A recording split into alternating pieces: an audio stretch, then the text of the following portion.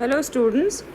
राजस्थान की घरेलू उत्पत्ति और प्रति व्यक्ति आय पर हमने बात की पिछले 2 लेक्चर्स में। उनके क्वेश्चंस हम डिस्कस कर लेते हैं आज। देखिए, इसमें हम कुछ तो मल्टीपल चॉइस क्वेश्चंस हैं। 2015-16 में राजस्थान की शुद्ध घरेलू उत्पत्ति कितनी रही? तो इसका आंसर है 49,311 करोड़ रुपीज़। फिर 2014-15 में राजस्थान की प्रति व्यक्ति आय कितनी रही? इसका आंसर है 64,002। ठीक है, ये तो मल्टीपल चॉइस क्वेश्चंस हैं। फिर अगला प्रश्न है, राज्य की घरेलू उत्पाद में परिवर्तन के संबंध में कौन सा कथन आपको ज़्यादा उपयुक्त लगता है? देखिए, चारों कथन देखते हैं हम लोग। 5 में से 1 साल की अत्यधिक वृद्धि दर पंचवर्षीय योजना की वृद्धि दर को प्रभावित करती है। प्रायः 1 साल अधिक धनात्मक वृद्धि दर दूसरे साल ऋणात्मक वृद्धि दर होती है। वार्षिक वृद्धि दर कृषिगत उत्पादन का सर्वाधिक प्रभाव पड़ता है और राज्य की अर्थव्यवस्था अत्यधिक अस्थिर किस्म की है। तो कृषि का जो प्रभाव है वो राजस्थान की अर्थव्यवस्था पर बहुत पड़ता है ना। फिर चालू कीमतों पर प्रति व्यक्ति शुद्ध राज्य घरेलू उत्पत्ति 2014-15 में किस राज्य की अधिक थी?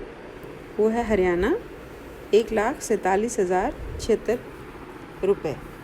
फिर राजस्थान की घरेलू उत्पत्ति में तेज़ी से वृद्धि करने के लिए किस आर्थिक क्षेत्र पर ज़्यादा बल देना चाहिए? औद्योगिक क्षेत्र पर, है ना।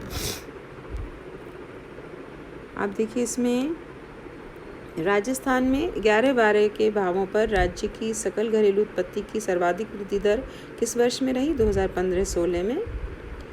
और वर्तमान में राज्य के शुद्ध घरेलू उत्पाद का नया आधार वर्ष क्या है? वो है 2011-12। इसको लागू किया गया है।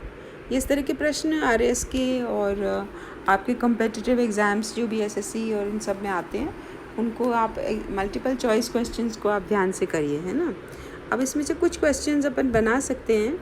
जैसे आपका ये चैप्टर हमने कंप्लीट किया, तो इसमें एक प्रश्न ये बन सकता है कि राज्य की घरेलू उत्पत्ति में 3 कौन से क्षेत्र सम्मिलित हैं और उन क्षेत्रों की विवेचना करिए, है ना। तो इसमें आप कृषि, उद्योग, सेवा क्षेत्र, इन सब का योगदान और इस किस प्रकार से गणना होती है उसको बता सकते हैं।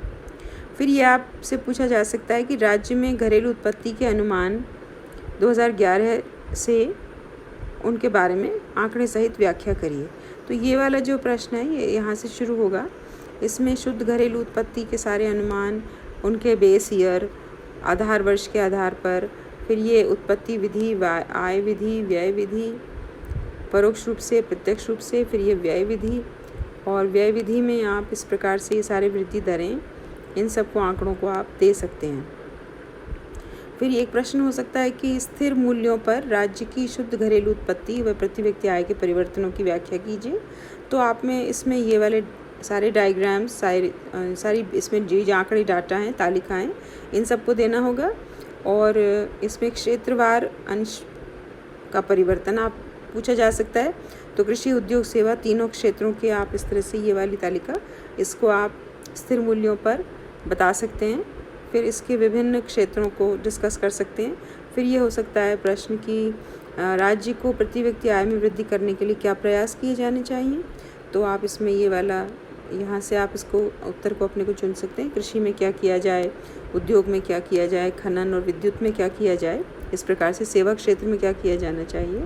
और ये जो आपके इसमें दिए हुए हैं कृषि में, इसको भी आप जैसे कृषि में करने के लिए तो आप 1 कर सकते हैं, सूखी खेती की पद्धतियों का व्यापक रूप से प्रयोग 1, दूसरा फव्वारा सिंचाई, बूंद बूंद सिंचाई 2, पानी की किफ़ायत के प्रयोग 3, पशुपालन का विकास 4, फल विकास 5, वन विकास 6, चारा विकास 7, इस प्रकार से, है ना।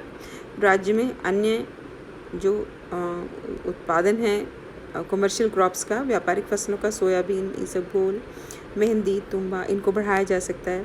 फिर अगला पॉइंट से इनको भी ना, आप जो ये कृषि में जितने भी दिए रखे हैं ना, सारे के सारे आप 1 2 3 4 5 6 7 करिए। तो जितना देखिए, जितना ऑर्गेनाइज्ड और स्पष्ट होगा आपका उत्तर, पॉइंट वाइज होगा, उतना ही आपको अच्छे नंबर मिलने के चांसेस होते हैं। इसी प्रकार से आप उद्योग धंधों में कर सकते हैं कि विभिन्न क्षेत्रों में किस प्रकार से 1, 2, 3, 4, 5, 6 ये सारा का सारा जो इसमें एलैबोरेटेड है, जो पूरी इसमें एक साथ एक पैराग्राफ में दिया है, आप इसको 1, 2, 3, 4 10 पॉइंट सबके बना सकते हैं, जो कि जनरल पॉइंट्स हैं, जो कि आप अगर इकोनॉमिक्स पढ़ रहे हैं और थर्ड ईयर के स्टूडेंट्स हैं तो आपको जनरली पता होता है कि क्या कौन कौन से क्षेत्रों को किस किस तरह से हम इंगित कर सकते हैं। तो इस सेवा क्षेत्र में भी आप 8-10 पॉइंट बना सकते हैं। इस प्रकार से आप अपने उत्तर को ज़्यादा अट्रैक्टिव बना सकते हैं। तो ये इस प्रकार के प्रश्न आ सकते हैं, उनको आप एड्रेस करिए और सारे प्रश्नों को उत्तर में लिख करके और प्रैक्टिस करिए। ठीक है, अगले चैप्टर को हम अब कल करेंगे। ठीक है, थैंक यू।